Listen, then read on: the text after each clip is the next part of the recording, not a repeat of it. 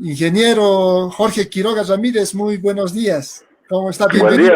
Buen día, Audón, buen día, Marcelo, buen día a toda la gente de la UPEA, complacido y por recibir esta invitación y poder estar con ustedes. Me hubiera gustado hacerlo en forma personal, pero estamos otra vez este viernes, sábado y domingo con rastrillaje y seguimos por esta vía digital. Espero poder abrazarlos y verlos a todos en persona, en vivo y directo, y no por esta vía digital, todos pixelados. Pero gracias por la invitación, Abdón, y atento a todo lo que ustedes quieran conversar hoy. Perfecto, ingeniero Jorge Quiroga Ramírez. Debo hacer notar lo siguiente, ¿no? Su organización política nos había pedido hacer un evento académico presencial y bueno, pues las Sí, circunstancias nos impiden, ¿no? Realmente, cuán importante es tener, digamos, estas actividades presenciales porque, bueno, los estudiantes, los jóvenes salteños quieren conocer a los líderes políticos, ¿no? Pero bueno, no debemos desaprovechar también estos medios digitales. Bueno, haré una presentación de su organización política. Alianza Libre 21 es una organización política relativamente nueva, producto de una alianza entre el Movimiento Nacionalista Revolucionario y el Movimiento por la Soberanía. En su plan de gobiernos, uno revisa la documentación que se encuentra en el Tribunal Supremo Electoral, buscan, dicen ellos, empoderar a la gente para construir una nueva Bolivia con progreso, justicia, seguridad y libertad.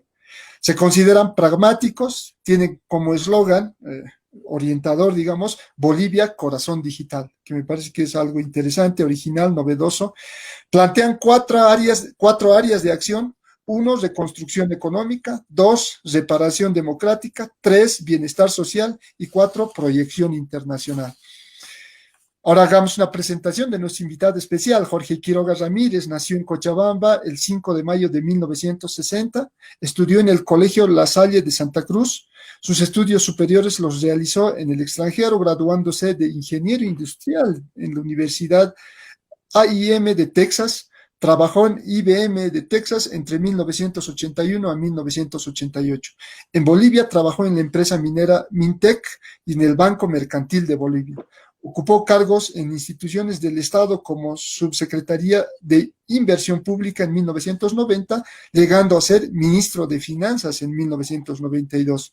En el ámbito político fue parte de Acción Democrática Nacionalista, con cuyo partido llegó a ser vicepresidente del gobierno junto a Hugo Banzer en 1997. Fue presidente por sucesión entre el 2001 al 2002. Participó en algunas elecciones buscando la presidencia, primero con Podemos, posteriormente con PDC.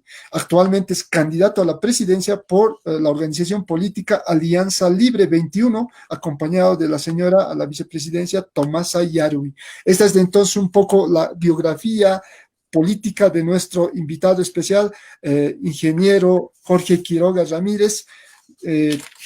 Les hemos invitado a todas las organizaciones políticas para que puedan desarrollar los 3 ejes temáticos: visión de país de la organización política, estrategias de desarrollo para la ciudad del Alto y relacionamiento de la universidad con el Estado. Bajo esos 3 ejes temáticos le estaríamos cediendo la palabra, ingeniero Jorge Ramírez, para que pueda desarrollar en el tiempo prudente que usted considere conveniente. Muy bien.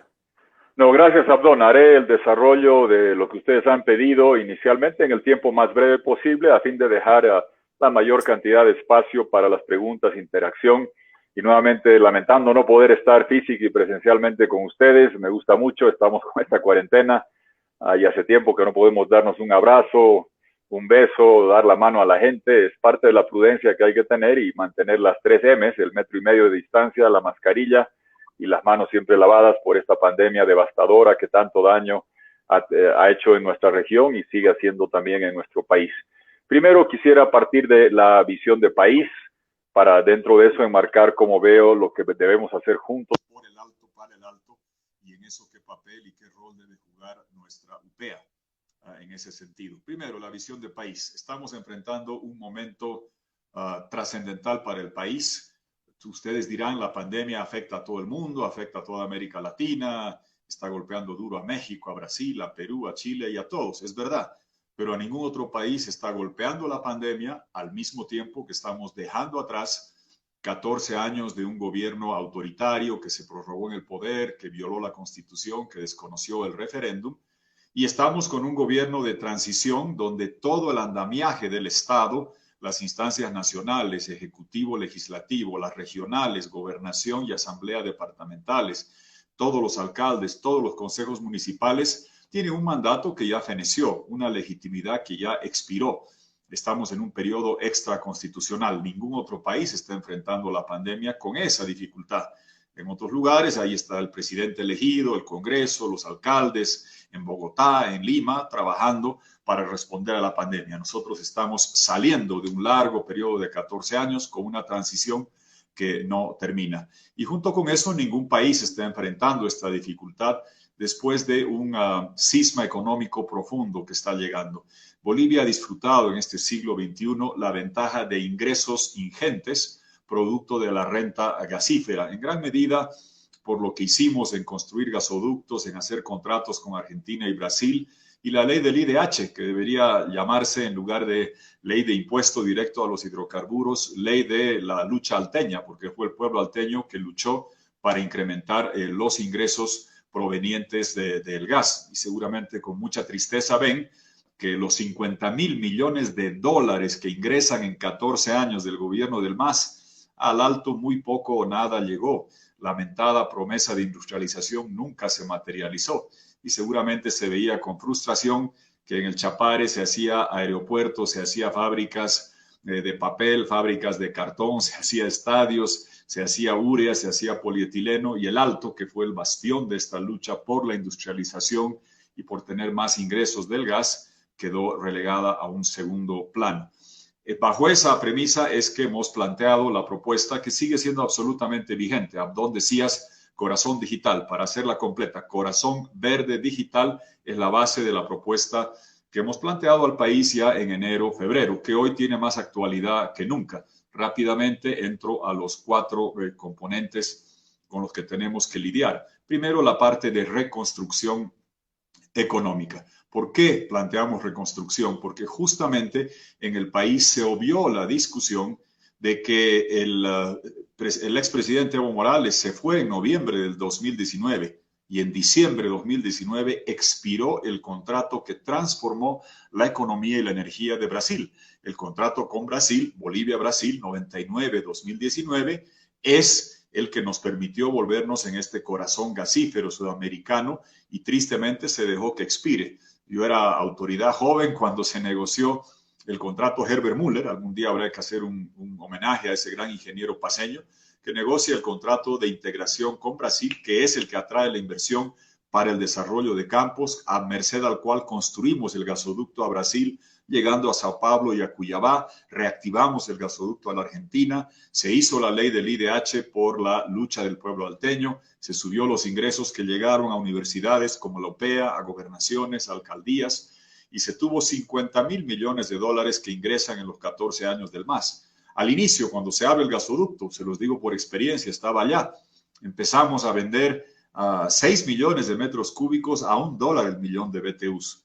Pero el contrato establecía que los volúmenes crecían tanto a Brasil como a la Argentina, y en el apogeo del contrato, hace 5 años, hace un quinquenio, llegamos a vender 53, 54 millones de metros cúbicos, no 6, y no a $1 el millón de BTUs, sino a $10 el millón de BTUs. La renta gasífera llegó a ser 510, 520 millones de dólares al mes hace un quinquenio. A fin de año será 75, 80 millones de dólares. ¿Por qué? Porque se farrearon el gas, no hay nuevos descubrimientos, expiró el contrato, la renovación no fue buena y todo eso estamos heredando. Entonces, eso complica enormemente las tareas que tenemos para el próximo gobierno. ¿Cómo se debe arrancar la reconstrucción económica? Garantizando la estabilidad, evitando hiperinflaciones, desdolarizaciones, nerviosismos financieros o sobresaltos cambiarios. Para eso hay que reponer los dólares que se perdieron en los últimos 5 años. ¿Qué sucedió?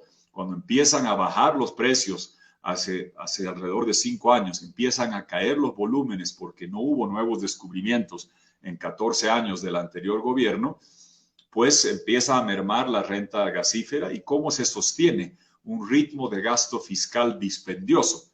Quemando reservas monetarias del Banco Central. Ante el agotamiento de las reservas gasíferas, se queman 2.000 millones de dólares al año de reservas monetarias del Banco Central. nos endeudan al ritmo de 2.500 millones de dólares al año entre deuda interna y externa, y nos dejan un déficit fiscal muy alto de 8,5% del PIB, mayores erogaciones que ingresos, y un déficit en cuenta corriente, vale decir los dólares que entran y salen, de 5% del PIB. Eso era todo insostenible. Por eso se necesita al principio de la gestión de gobierno reponer esos dólares que se despilfarraron y robaron los últimos años o mal utilizaron.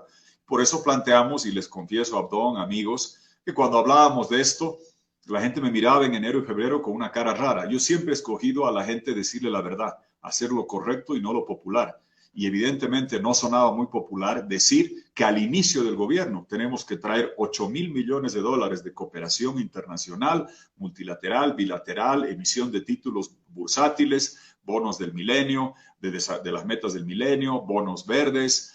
¿Para qué? Para reponer los dólares que se han ido y evitar los sobresaltos que se ha visto que han sufrido países como la Argentina o que ha sufrido en el pasado Brasil. Algunos dicen ahora llega la UDP. Bueno, les garantizo que conmigo no llega la UDP porque la última gran crisis regional económica que se enfrentó en el país fue el 2001-2002 y nosotros mantuvimos el país creciendo, abrimos mercados de textiles para La Paz y para el Alto, hicimos los gasoductos, condonamos deuda externa, 5.500 millones de dólares que se quedaron en el país para durante 20 años, contratar maestros bilingües, quechua castellano, aymara castellano, guaraní castellano, más médicos y enfermeras, más dotación de colegios y más recursos vía el Diálogo 2000 para municipios como el Alto y de sectores rurales de La Paz y de todo el país. Mantuvimos el país creciendo, sabemos cómo hacer eso y el desafío que se avecina es semejante a eso, al que enfrentamos la anterior ocasión, y se tiene que trabajar para preservar empleos, preservar las pequeñas y medianas empresas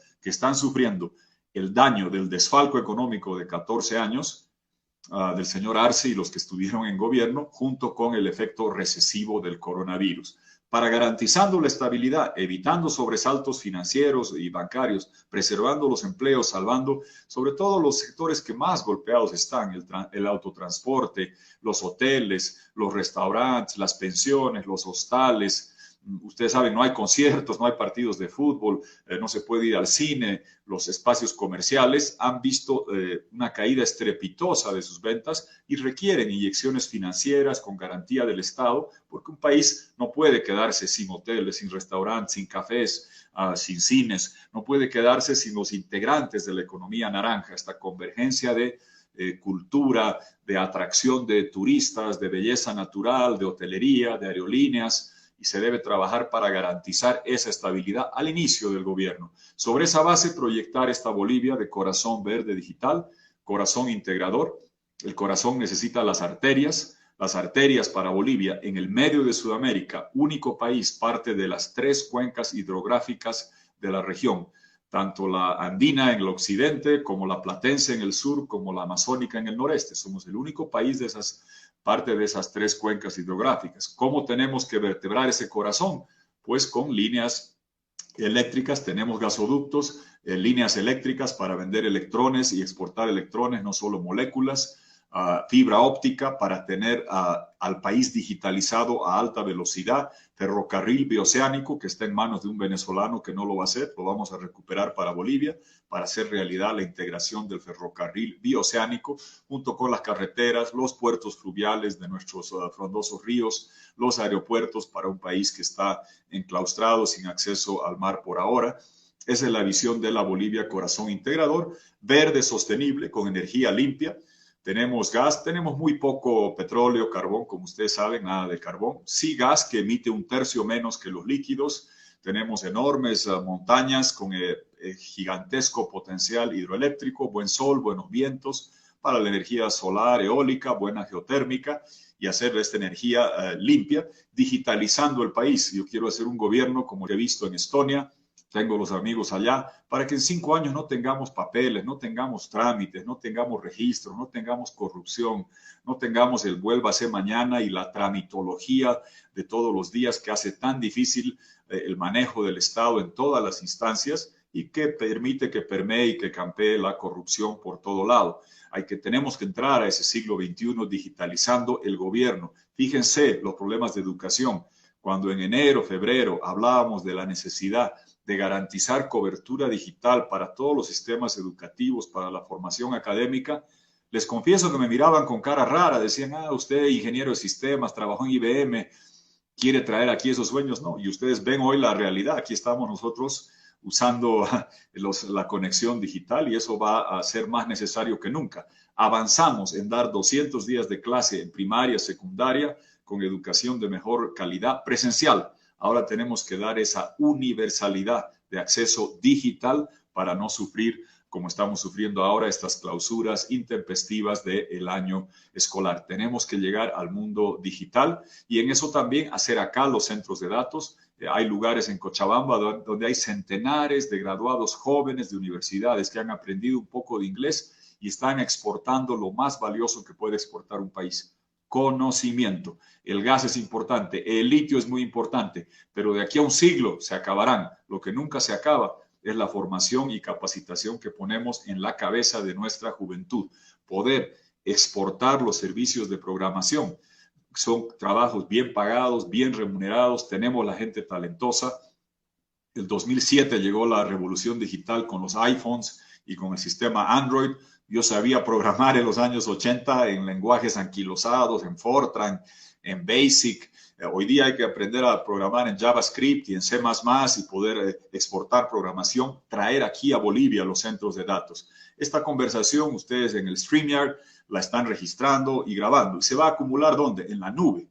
La nube no está en el cielo, la nube está en el planeta Tierra, en Nevada, en Estados Unidos, en el centro de China, alrededor de Chongqing, donde se acumulan todos los datos que generamos todos los días con videos, con fotos, con intercomunicación. Yo quiero traer a Bolivia los centros de datos, darle uso a esos lugares inservibles como el Museo de Orinoca Faraónico o esa sede del Parlasur que costó una fortuna y no se usa. Adivinen ustedes a quién le gusta estar en un lugar alejado de clima templado, a los servidores de datos que acumulan todas estas conversaciones, fotos, videos, posts del Facebook y demás. Yo quiero traer acá los centros de datos, crear el ecosistema entre universidades como la UPEA, sector privado y gobierno, para capacitar a la gente de programación, para hacer el sistema virtuoso que tienen en el Valle de la Silicona en California, en Bangalore o en la parte de Shenzhen en China, y entrar al mundo digital de acá, haciendo que todo el gobierno se digitalice, que la salud, que la educación.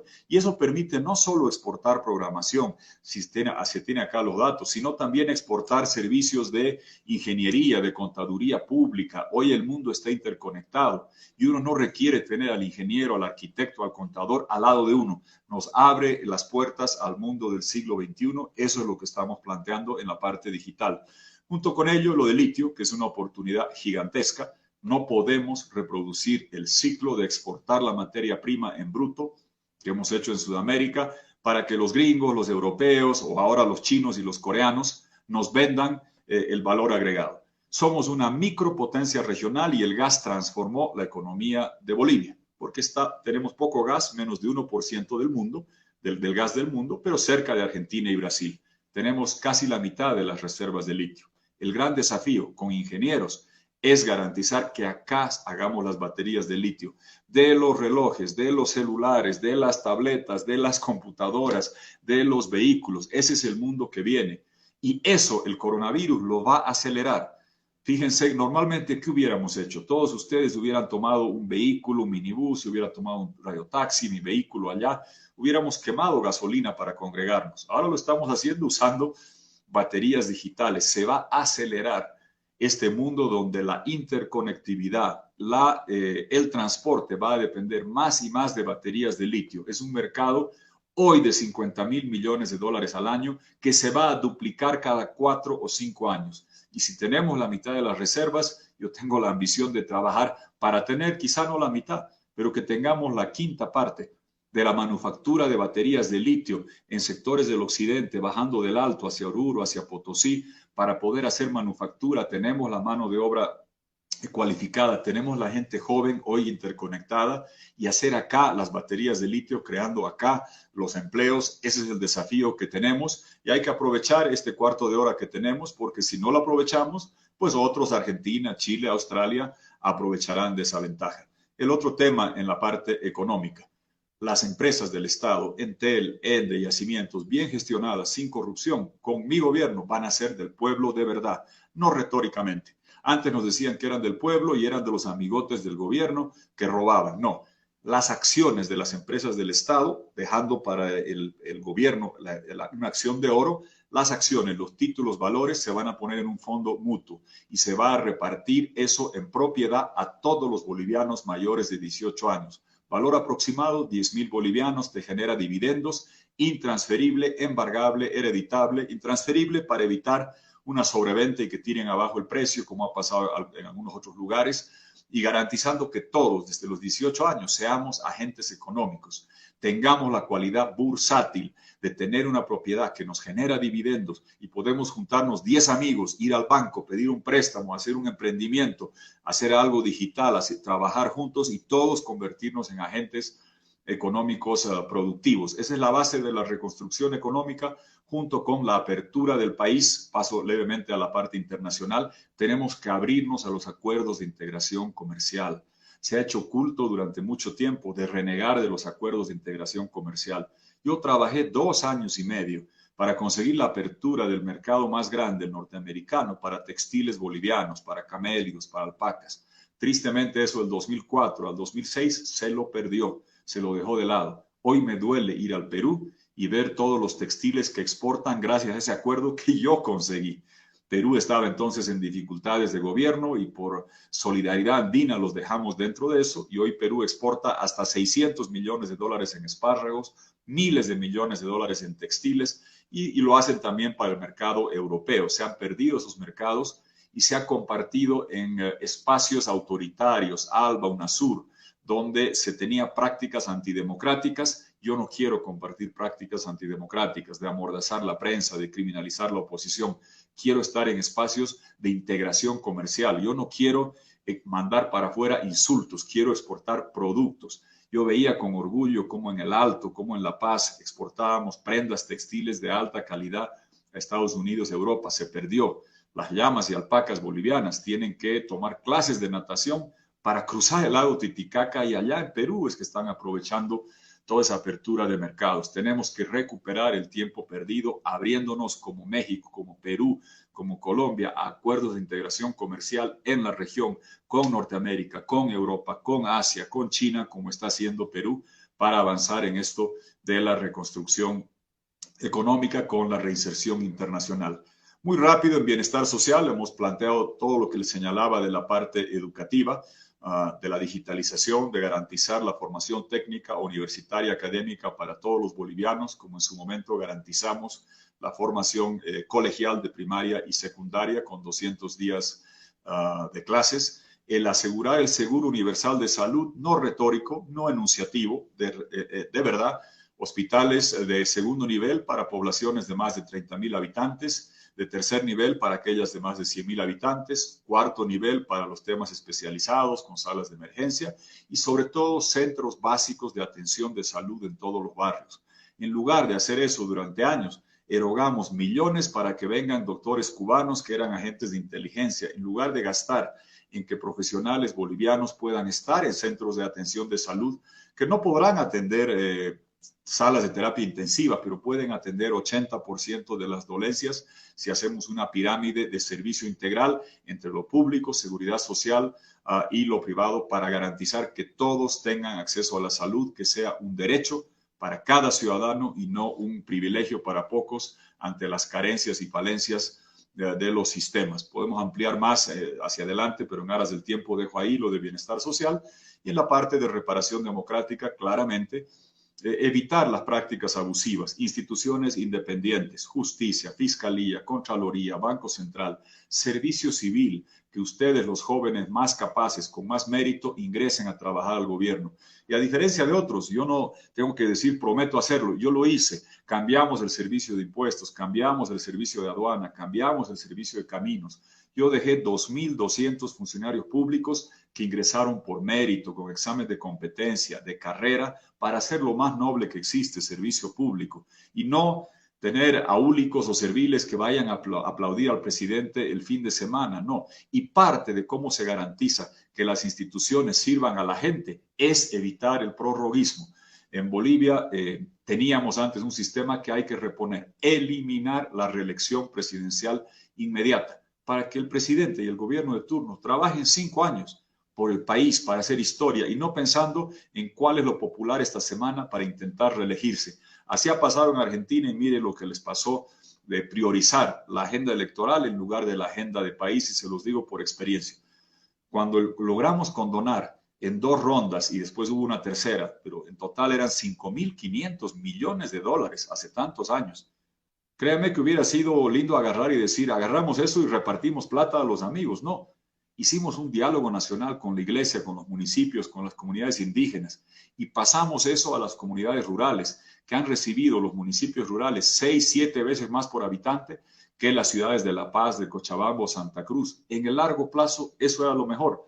Y como no había reelección, no había el incentivo de decir, vamos a las ciudades a repartir esto de una forma u otra, sino más bien buscando lo mejor estructuralmente en el tema de la democracia. Junto con ello, justicia independiente, no tener la corrupción, lucha firme contra el narcotráfico y garantizar que los componentes integrales de una democracia, elecciones libres, justas y transparentes, instituciones independientes, libertad de prensa, poder criticar sin ser encarcelado, respetar los límites de mandatos, se repongan para tener una democracia de la cual todos podamos estar orgullosos. Paso rápidamente a los temas del Alto y a los temas de la universidad. Bolivia, los últimos años no ha habido justicia con el Alto. Les decía, 50.000 millones de dólares ingresan producto de los gasoductos, de los contratos, de la ley del IDH que se hizo. La ley del IDH, ustedes saben bien que hay gente en el Alto que ha perdido la vida por luchar por tener más ingresos. ¿Y dónde se fueron los 50.000 millones de dólares? 10.500 millones de dólares en costos recuperables para que las petroleras extranjeras que no fueron nacionalizadas, que siguieron acá, se les ha devuelto todos los gastos, viajes, viáticos, hoteles, planillas, cirugías cosméticas, absolutamente todo a las empresas petroleras extranjeras. ¿Para qué? Para que exploten los campos que ya estaban descubiertos. Ojalá hubiera sido para que exploren y nos dejen más reservas. No, se farrearon el gas, ordeñaron las vacas que estaban allí, y buena parte de esos recursos de 50.000 millones, la quinta parte se va a costos recuperables. 7.000 millones de dólares se van a hacer elefantes azules, estadios, palacios, jets, fábricas de papel, de cartón, de equipos, y díganme ustedes si han sentido ese beneficio en algún lugar. Quizá en el Chapare sí, pero en el Alto no. Corrupción, adjudicando a dedo sin licitación. La corrupción ha sido por lo menos del orden de los 8.000 millones de dólares, porque se saltaban la ley SAFCO y en lugar de hacer licitación se adjudicaba a dedo todo lo que hacían la OAS de Brasil con el Lava Jato, las empresas CAMC de China y tantas otras. Gasto corriente sube de 2.600 a 13.000 millones de dólares durante 14 años, con viajes, con viáticos, con dispendio, con la vida faraónica, y no llegan los recursos a la población. Por eso en el Alto hay que partir de decir, en 3 años, 3.000 millones de dólares por encima de lo que han hecho las alcaldías y lo que puedan hacer las alcaldías y gobernaciones. Porque hay que reconocer, eso es la ciudad que luchó para hacer realidad el IDH, que ha terminado beneficiando más al Chapare, al Beni y Pando, es el Alto. Si ustedes dirían, por la lucha del Alto, de esos 50.000 millones de dólares, ¿cuántos recibieron? Claramente no lo que en justicia merecían. Y yo quiero hacer justicia porque fue una lucha que se dio en el Alto. En gobierno hicimos planes de mejoramientos de barrios, hicimos varios programas para dotar más ítems y demás, pero con esta cantidad de recursos del gas hay que hacer justicia por el Alto, haciendo una inyección de 3 años, inicialmente 3.000 millones de dólares para el desarrollo de la ciudad.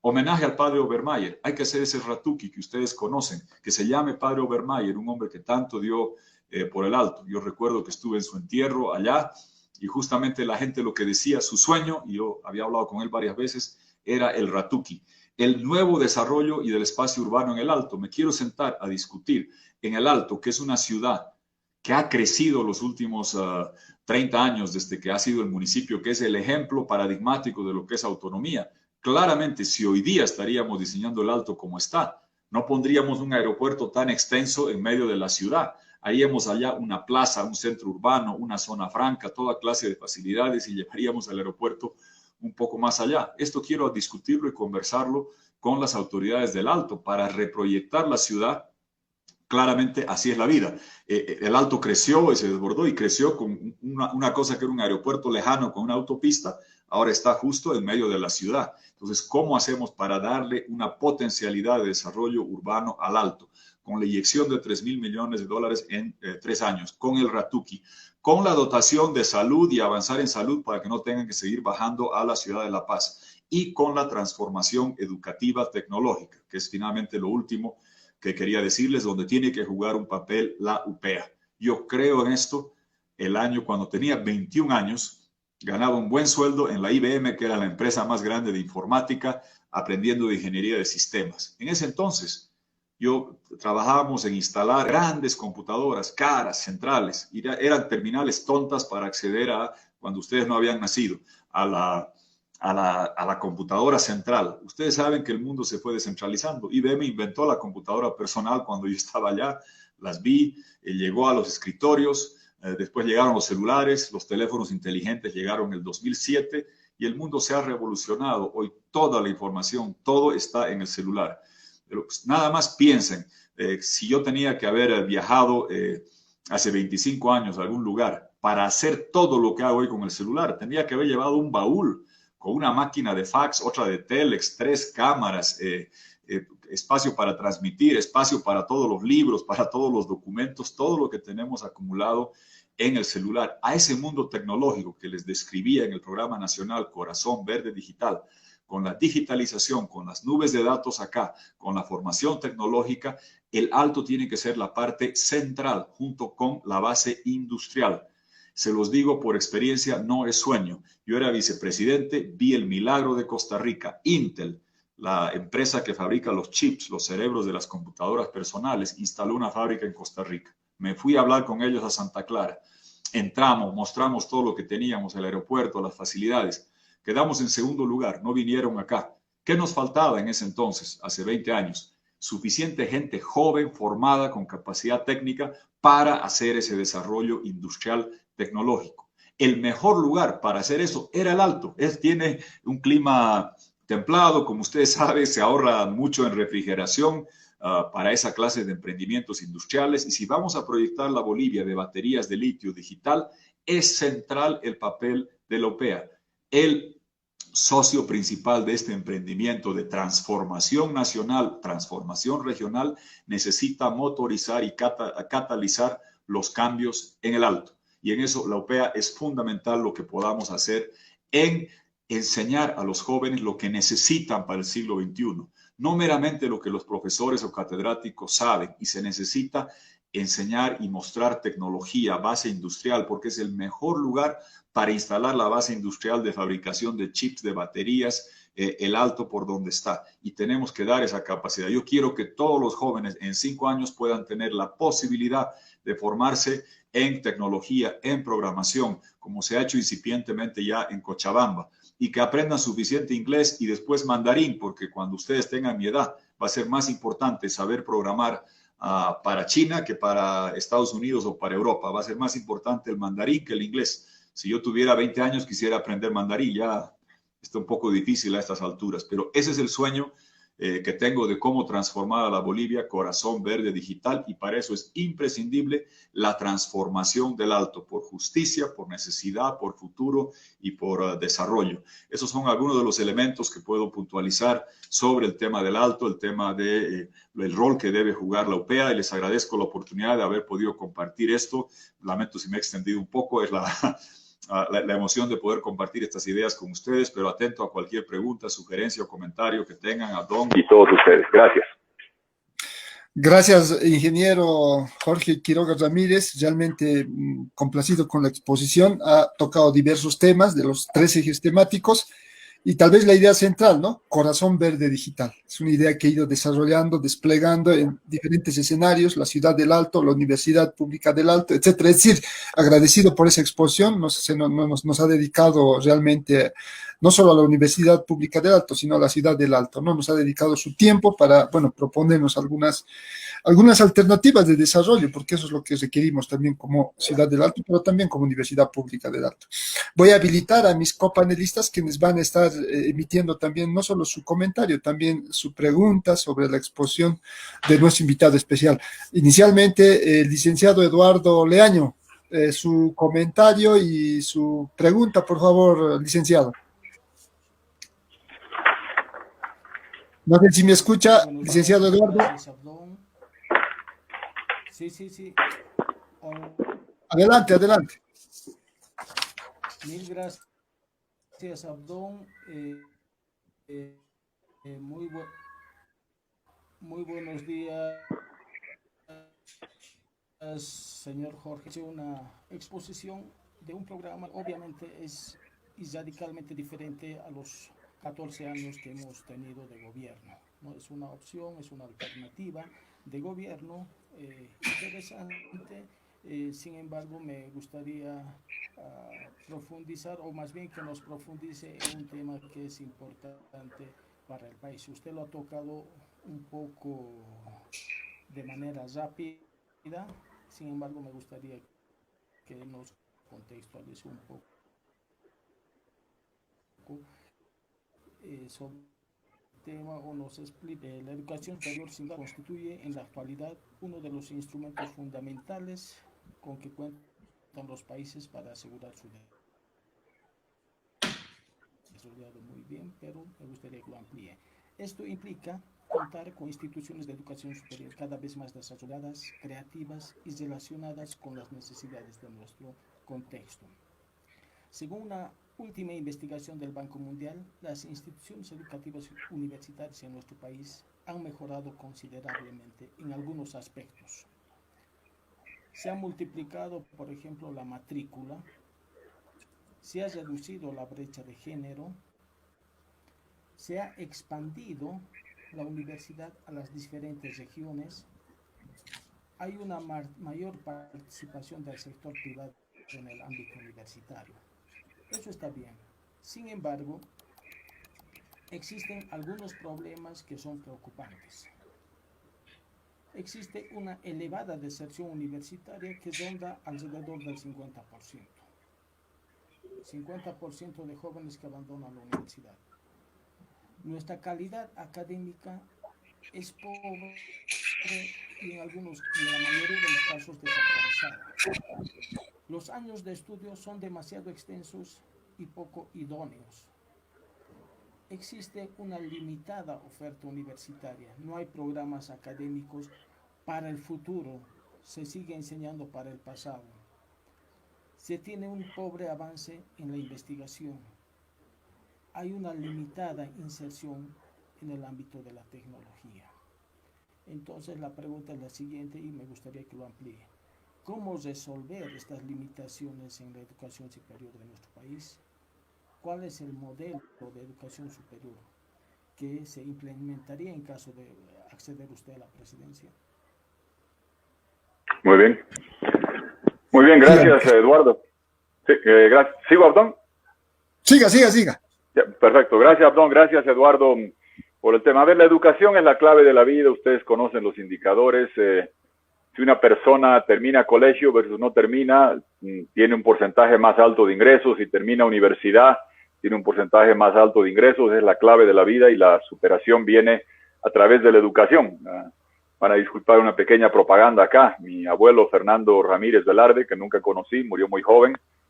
El padre de mi madre es un escritor creyente, es decir, un hombre idealista que se fue a vivir a las minas y escribió unas novelas señeras de la minería, Socavones de Angustia se llama. Obviamente de chico me la hacían leer siempre y narra las vicisitudes, dificultades de las familias quechuas en las minas, el drama que enfrentan Donata y Sebastiana, que pierden los esposos en los socavones de Angustia y después ven que los hijos siguen ese camino. La gente cree que es una novela minera, el personaje principal es el profesor Lizarazu.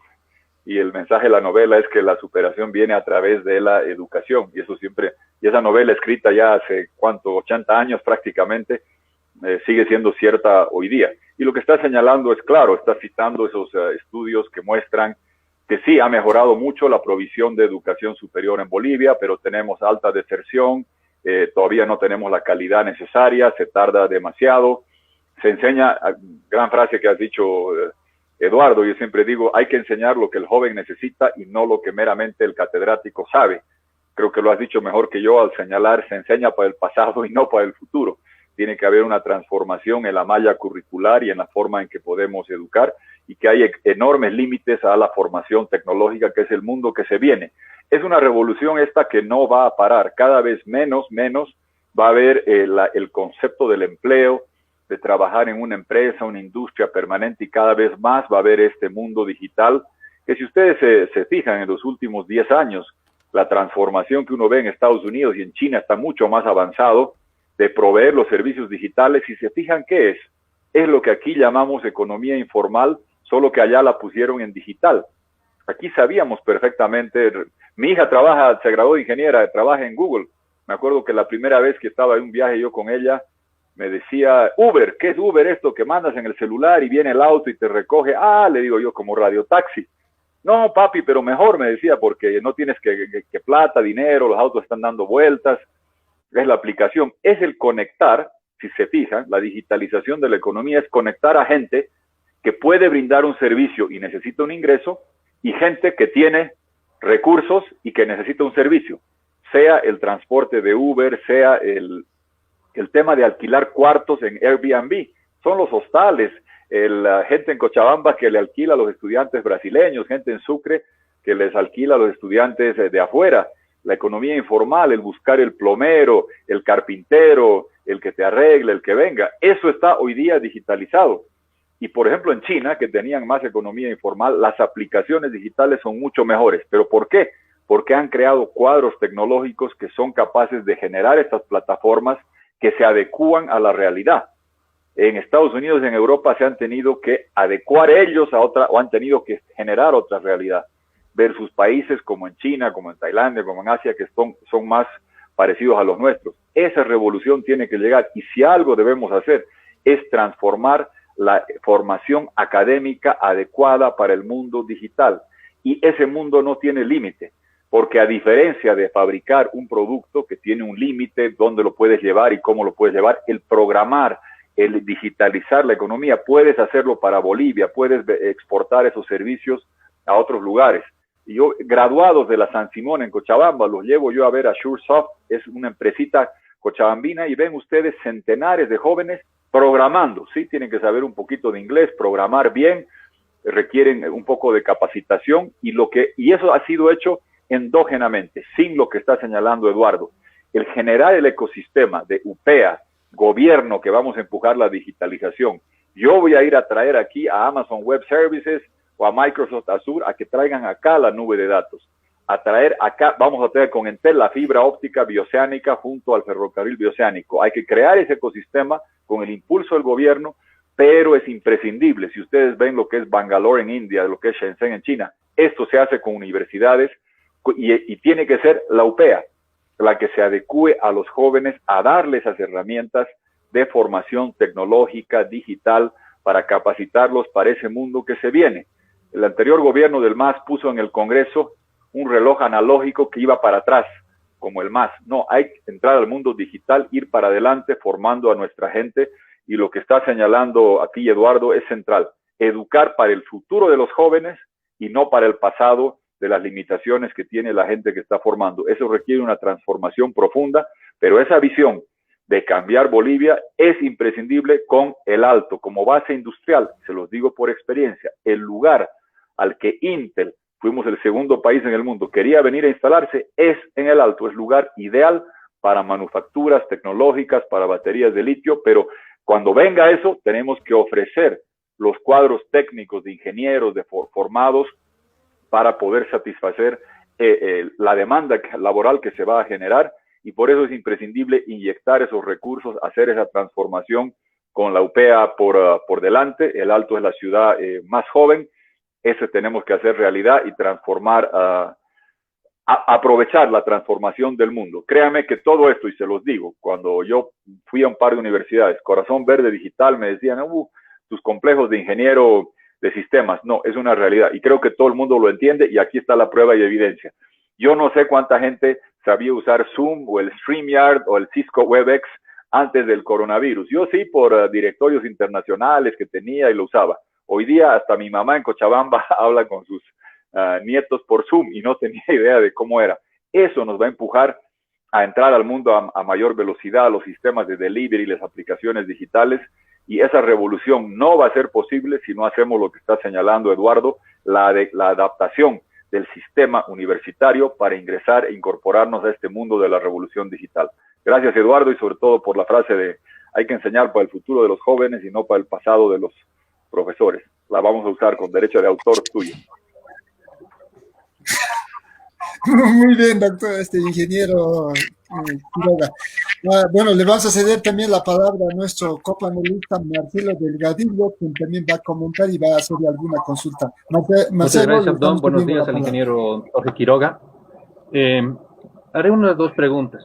La primera pregunta tiene que ver a lo que se refirió el ingeniero Quiroga, que vamos a llegar a tener 8.000 millones de dólares que ingresarán a nuestra economía. Pero la cuestión es, ¿de qué manera? ¿Endeudamiento? ¿De qué manera? ¿Bajo qué condicionamiento? No podemos ver que el dinero en el mundo fluye de manera fácil. No, no, no. ¿Bajo qué condicionamientos, ingeniero Quiroga, entrarían estos 8.000 millones de dólares? ¿Estaría en peligro nuestra política económica? Gran parte de las críticas que se realizan al Fondo Monetario Internacional son precisamente sus condicionamientos, ¿no? Creo que aquí me ha alarmado mucho esto, ¿no? 8.000 millones de dólares, que suena bien, pero ¿bajo qué condicionamientos? ¿Bajo qué directrices? Primera pregunta. La siguiente pregunta tiene que ver con lo que usted planteaba de entregar acciones. ¿De qué manera se lo va a hacer? No es una forma de debilitar a las empresas del Estado, no es una forma de quitarle poder a las empresas del Estado al fragmentar el poder accionario de estas. Y se dice que estas acciones, si bien no son transferibles, pero son embargables, ¿no sería una forma de privatización encubierta vía la banca? Muy bien. Estas son dos cuestionantes, ingeniero, que me hacen recuerdo mucho a la política de los años 80 y me hacen parecer mucho a la política de los años 90 de privatizaciones. Si bien pueden encubrirse con tecnología digital, con tecnología del siglo XXI, estamos ciertamente ante el viejo endeudamiento neoliberal, estamos ciertamente ante el viejo debilitamiento de las empresas del Estado. Creo que no lo ha desarrollado de manera amplia y esta sería su oportunidad. Adelante, por favor. Perfecto. Gracias, Marcelo, por las preguntas y gracias por los planteamientos que haces. A ver, primero, el tema de la captación de recursos. Entendamos de dónde estamos partiendo. Hay un problema en cuenta corriente profundo y créeme que cuando hay un problema en cuenta corriente profundo te llegan las dificultades que después te obligan a ir de rodillas a buscar salvataje. Eso le pasó a Argentina, eso le ha pasado a Brasil y tantos otros países. El endeudamiento viene de los últimos años donde se queman las reservas del banco. Hubo años de bonanza donde exportábamos 13.000 millones de dólares, importábamos 8.000, abriendo las válvulas de 2 gasoductos. Merced a los contratos con Argentina y Brasil. No hubo nuevos descubrimientos, expiró el contrato con Brasil, la renovación que se ha hecho en marzo ha sido mala e inadecuada. La renta gasífera de 510, 520 millones de dólares al mes, producto del contrato que dejamos, de los gasoductos que dejamos y de los precios altos coyunturales, ha terminado. No hay reservas, hay hasta la proyección es que si no hacemos nada, vamos a tener que importar gas. Imagínate Bolivia importando gas, sería como importar hielo al Polo Norte.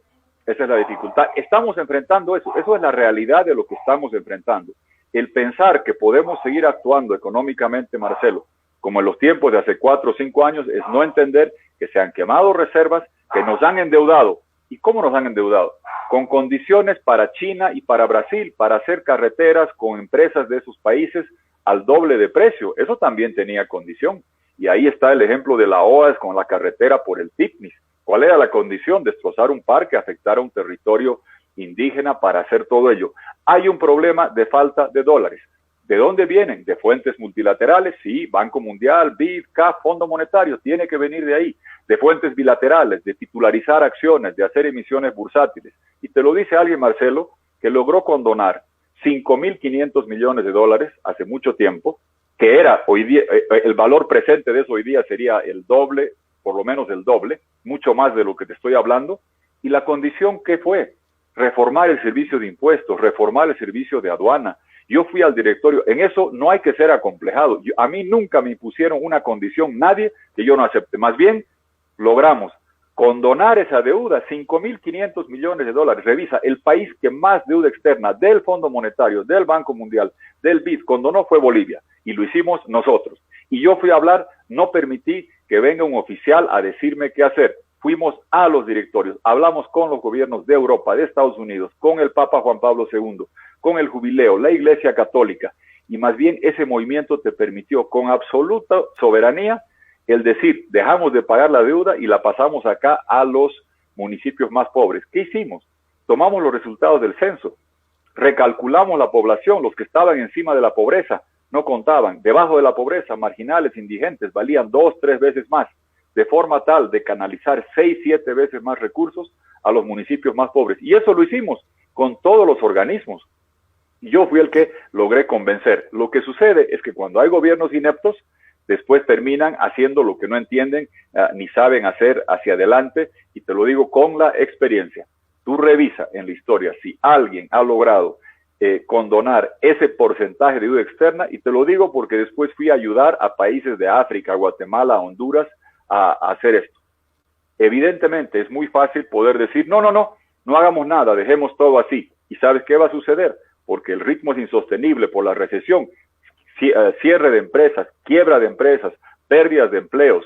El 2001-2002 captamos, cuando hubo la crisis argentina, corralitos bancarios, feriados bancarios. En Brasil, devaluaciones. Aquí en Bolivia no hubo devaluaciones, no hubo corralitos, nadie perdió sus depósitos.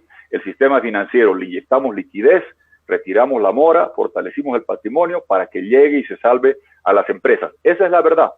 Lo otro sería decirte nomás a la popular, no, aquí no se necesita nada, podemos hacer todo bien. Y después llega la corrida, llega lo que dicen algunos agoreros, la UDP. Bueno, para que no llegue la UDP y quieres trabajar seriamente, esa es la forma de hacerlo. La ventaja que yo tengo es que no solo te puedo hacer promesas, te puedo demostrar que trabajamos para hacer la condonación y el alivio de deuda externa más grande de los organismos multilaterales, del Club de París, del 1 al 7, para que llegue a la pobreza, y logramos hacer eso con el programa que propusimos. Respecto a lo del fondo mutuo, a ver, se dice que diluir la propiedad de las empresas. La mitad de las empresas son nuestras, no olvidemos eso, Marcelo, son del pueblo. Ahora te pregunto, ¿tú sabes lo que están haciendo? ¿Tú viste qué hicieron con las compras de Entel? ¿Tú viste qué pasó con las perforadoras de yacimientos? ¿Tú viste los contratos de Cutler? Entonces, eso, Marcelo, no es realidad. No las maneja el pueblo, nadie sabe lo que pasa, se hacen compras sin licitación. Ahora en el gobierno de transición llueven las denuncias, que se compra sin licitación combustible, que se compra sin licitación comida, seguros. Entonces, ¿son del pueblo? ¿Sabemos lo que están haciendo? No, no son del pueblo. Si queremos que no retóricamente, que de verdad sean del pueblo, nosotros somos los dueños, no los ministros de turno, no un presidente de yacimientos de Entel que tú ni sabes quién es. Entonces, por eso justamente es intransferible, es embargable. ¿Qué significa? Tú puedes ir a hacer al banco, si no pagas el préstamo del banco, se queda ahí en el banco hasta que los dividendos paguen, después te la devuelven. Tendrás que tener la prudencia de buscar la forma que se haga. El banco no puede disponer de ella. Va a haber el reglamento claramente de que pertenece a cada ciudadano boliviano, para que de verdad esto nunca se ha hecho. Se ha dicho que son del pueblo. Hoy día, si tú revisas la composición accionaria de Entel, de las empresas Chaco Andina, se supone que la mitad es nuestra. ¿Alguna vez te han mostrado cómo se manejan? No. El tema del fondo mutuo es la democratización de la propiedad, y funciona así en varias partes del mundo. Que de verdad sea del pueblo y no retóricamente, es lo que estamos planteando para llevar esto adelante. Y justamente eso te va a dar la transparencia, porque si tú eres el dueño, tienes derecho a ver cómo se maneja, cómo son los balances, cómo son los estados financieros, cómo se está comprando, quién la está manejando, y pasar de un discurso donde se dice son del pueblo, cuando en realidad son de los amigos del gobierno, y nos llenan de casos de corrupción, de Cutler, de lo que hemos visto ahora, y se termina a nombre del pueblo fomentando la corrupción y el desfalco. Muchas gracias, Marcelo, por las puntualizaciones y preguntas. Perfecto, ingeniero Quiroga, bueno, muy completa su exposición. No sé si tienes alguna interrogante más, Eduardo, o podría leer también algún interrogante. Tenemos, le cuento, ingeniero Quiroga, una audiencia masiva, Muy bien, diversas reacciones a favor y en contra, como está este es un bien, muy plural, bien. democrático.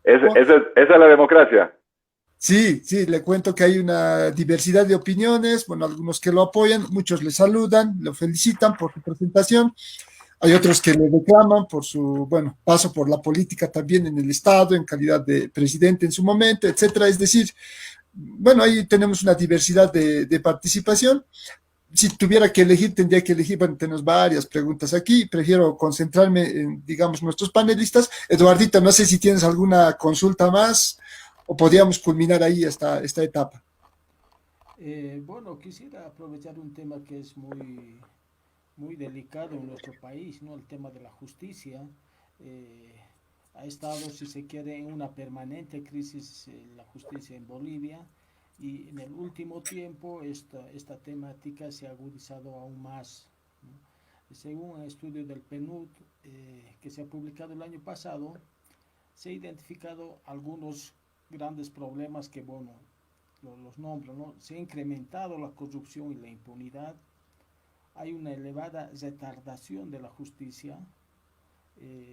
La justicia muchas veces depende de los intereses políticos e ideológicos, existe una incompetencia en los operadores de justicia, se presenta una excesiva carga procesal, ¿no? Entonces hay una serie de problemas en nuestra justicia que nos impide tener una justicia de calidad. Entonces la pregunta, ingeniero Quiroga, es la siguiente, ¿no? ¿Cuál es la política de Estado que se debe implementar en nuestro país en materia de administración de justicia que nos permita tener una justicia de calidad, una justicia eficaz y eficiente? Muy bien, gracias Eduardo por esa pregunta. A ver, primero, la justicia sí es triste ver cómo se ha descompuesto. Yo no pretendo que sea perfecta. Abdón mencionabas gente que puede criticar, está bien, es parte de la democracia que critiquen, pero yo sé que la gente puede haber olvidado, sobre todo la gente joven de repente ni siquiera recuerda lo que hicimos. Yo hice, y no tenía los 2/3, hicimos 150 y pico designaciones por 2/3 con buena gente en todas las instituciones independientes. Hicimos una reforma de la aduana, una reforma del servicio de impuestos, una reforma de caminos que estaban manejadas con corrupción, pusimos directorio independiente, personal por mérito, a través del servicio civil, de la carrera administrativa, dejamos todo eso puesto. En la parte de la justicia, yo no pretendo que hubiera sido perfecta, pero yo les pido que pregunten a los abogados mayores quiénes eran Rodríguez Belcé, Emil Ardaya, Tobar en La Paz, Villafuerte en La Paz, Sandoval en Santa Cruz, Ampuero en Chuquisaca, los mejores juristas de sus regiones, propuestos por el Colegio de Abogados y los sistemas académicos, fueron los que seleccionamos para que estén en la Corte Suprema de Justicia. El Tribunal Constitucional no existía, lo creamos, estaba en la Constitución y no existía. Hicimos la ley del Tribunal Constitucional con el trabajo del doctor Luis Vázquez, el primer alcalde del Alto, gran jurista, se hizo la ley del tribunal y designamos, y yo firmé el título, de gente como el doctor Dermisaki, doctor de la Rocha, doctor Valdivieso, la doctora Íñiguez de Salinas, los mejores jurisconsultos en el tribunal.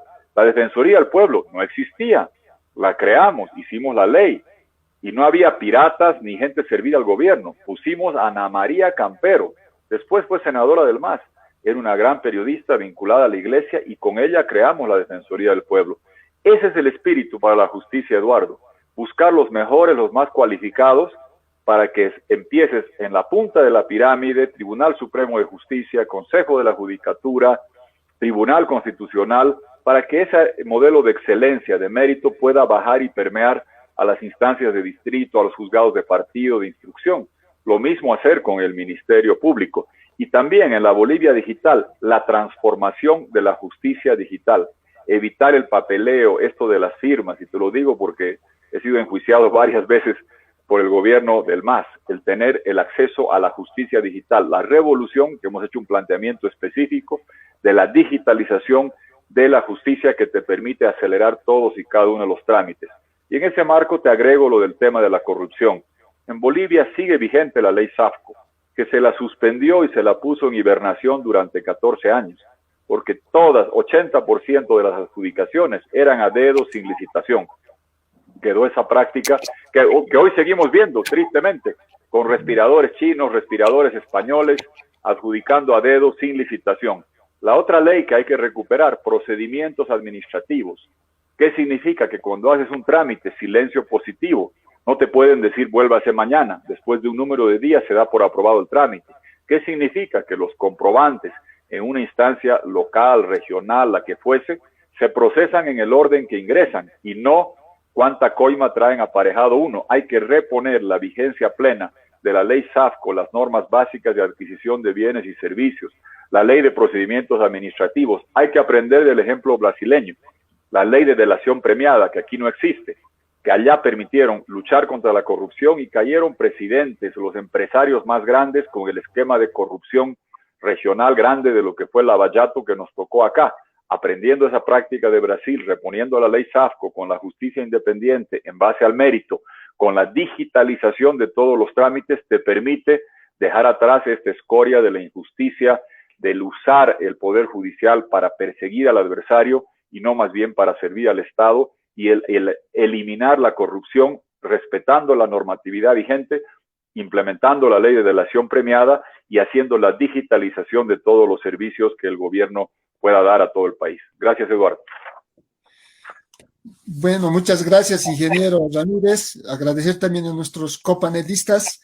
Bueno, el tiempo también es reducido en estos espacios.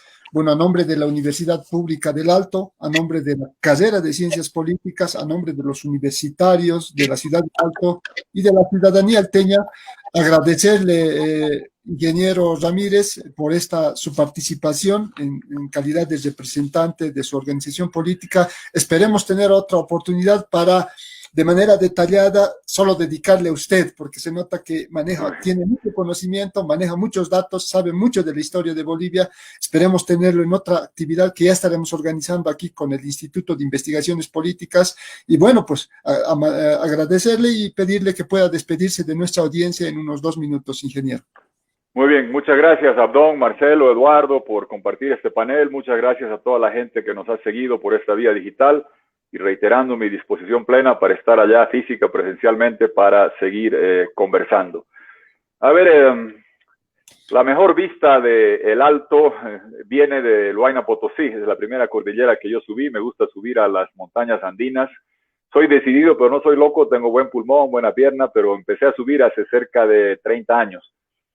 Quiero decirles un par de cosas que uno aprende allá. El primero, entender que lo del cambio climático, y por eso hacemos énfasis en la cuestión verde, en Bolivia no nos va a llegar vía el levantamiento o que se levante el nivel de los mares. Ese problema aquí no vamos a tener, pero sí va a llegar a través de que se derritan los glaciares.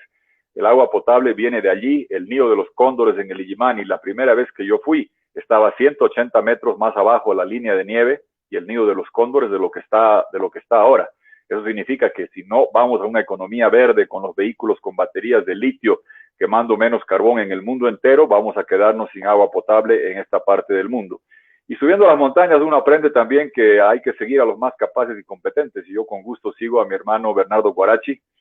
Está mayor, pero sigue siendo el mejor escalador y creo que el mejor deportista que ha producido Bolivia, porque él en andinismo ha sido mejor mundialmente que seguramente el Diablo Echeverry en el fútbol. Y hay que subir juntos, y de allá se ve la mejor vista del Alto, del Huayna Potosí o del Illimani, y se ve el amanecer. Como en La Paz vivimos de este lado de la cordillera, para ver el amanecer hay que llegar ahí a la cima de nuestra cordillera oriental, y hay que subir bien amarrado.